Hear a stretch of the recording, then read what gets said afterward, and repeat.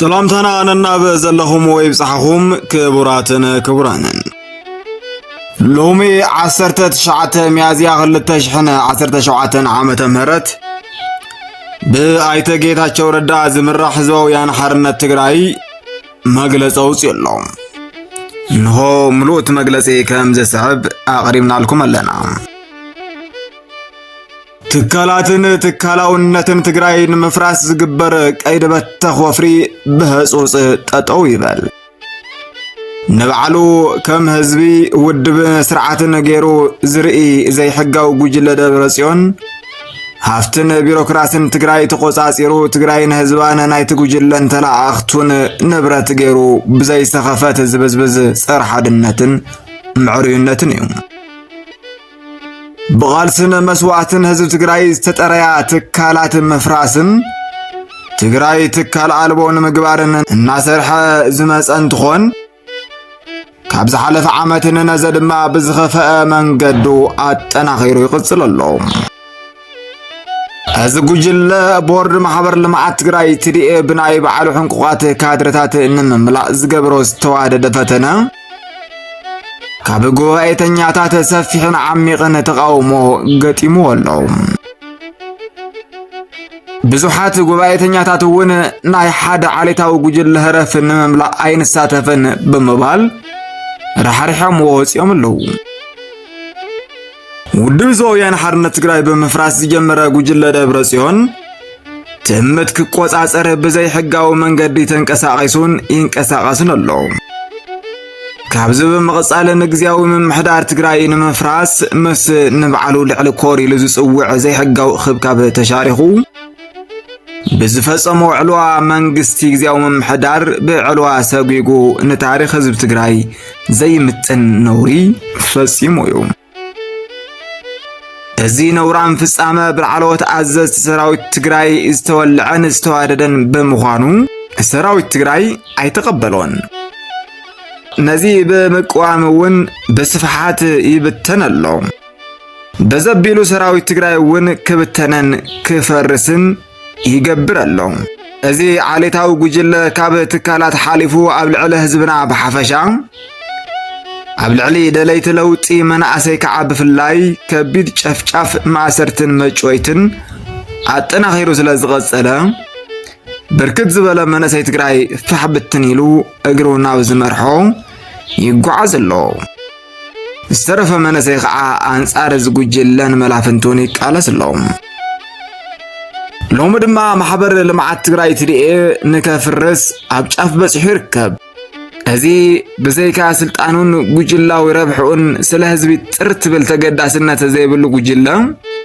ኩሉ ናይ ገንዘብ ምንጭ ዝበሃል ትካል ናይ ከተማ መሬት ትካላት ንግዲ ማዕድን ወይ ካልእ ዕድል ጸንቂቑ ክቆጻጸርን ሕሉፍ ገበናቱ ዘቃልዕ መረዳእታ መሊኡ ከጥፍእን ድቃሲኡን ኣሎ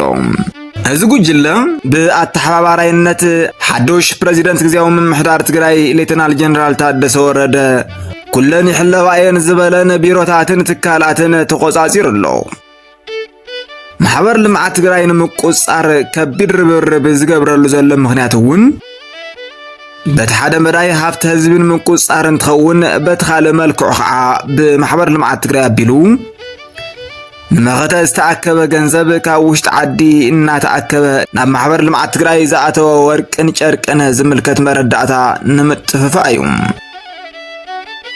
በዚ ኣቢሉ ገበኑ ንምሕባእ እውን እዩ በሌተናል ጀነራል ታደሰ ወረደ ዝምራሕግዚያዊ ምምሕዳር ትግራይ ንህዝብናን ትካላትናን ግቡእ ሓለዋ ብክን ዝገብር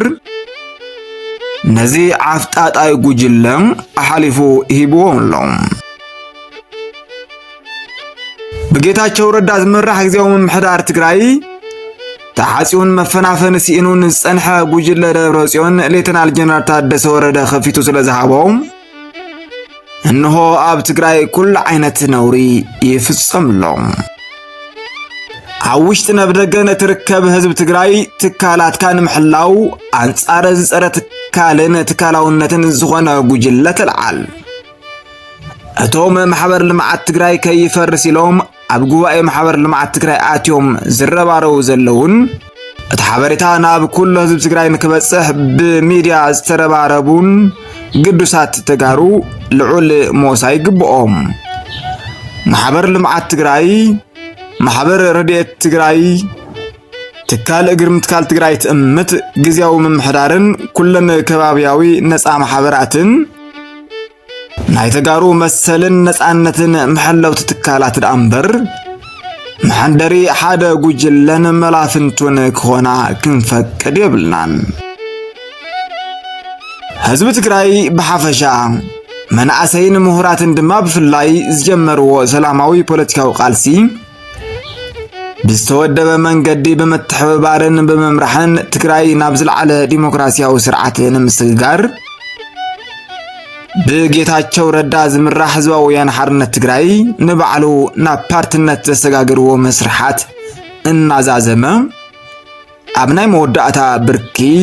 በጽሑ ይርከብ ምስረ ምልክን ጸረ ዓፈናን ዝኾኑ ውድባት ትግራይ በመትሕባር ቃል ሰዋሕ ኢሉ ከም ዝቕጽልውን በዛ አጋጣሚ ንመላእ ህዝብናን ደገፍት ቃልሲ ህዝብ ትግራይን ክነበስር ንፈቱ ጉጅለ ደብረ ጽዮንን ዋርዲያታቱን ከዓ ዘይዛሪ ጉድኩምን ጥፋአትኩምን ማሕበረሰብ ዓለም በፀሐይ ቀትሪ ይዕዘበኩም ኣሎም ጸረ ሰላም ልምዓትን ረሃዋን ትግራይን ህዝባን ምዃንኩም ፈታውን ጸላእን ብቕሉዕ ይከታተለኩም ኣሎም ኣብ ውሽጥን ደገነ ዘሎ ህዝብና ብሓፈሻ ደላይ ለውጥ ዝኾነ መነሰይ ምሁር በዓል ሃፍትን ዲያስፖራን ትግራይ ድማ ብፍላይ አንጻር ዘዓለታው ጉጅለን ዋርዲያታቱን ሆይሉ ክልዓል በዘጋጣሚ ጻውዒትና ነቅርብ ዝምልከተኩም ተቆጻጸርቲ ሲቪክ ማሕበራቱን ኣብ ልዕሊ ማሕበር ልምዓት ትግራይ ዝግበር ዘሎ ቀይድ በተኽ መንገዲ ብዝግባእ ተረዲኹም ብእዋኑ ሕጋዊ ስጉምቲ ብምውሳድ ማሕበር ልምዓት ትግራይ ኣብ ምድሓን ሓላፍነትኩም ክትዋጽኡ ይግባእ ንብል ፕሬዚዳንት ግዚያው መምሕዳር ትግራይ ሌተናል ጀነራል ታደሰ ወረደውን በተመሳሳሊ እዚ ዘይ ሕጋው ጉጅለ ኣብ ዕለት ካላት ትግራይ ይገብሮ ዘሎ ሃብጣጣ ያካይዳ ጠጠው ከብልዎን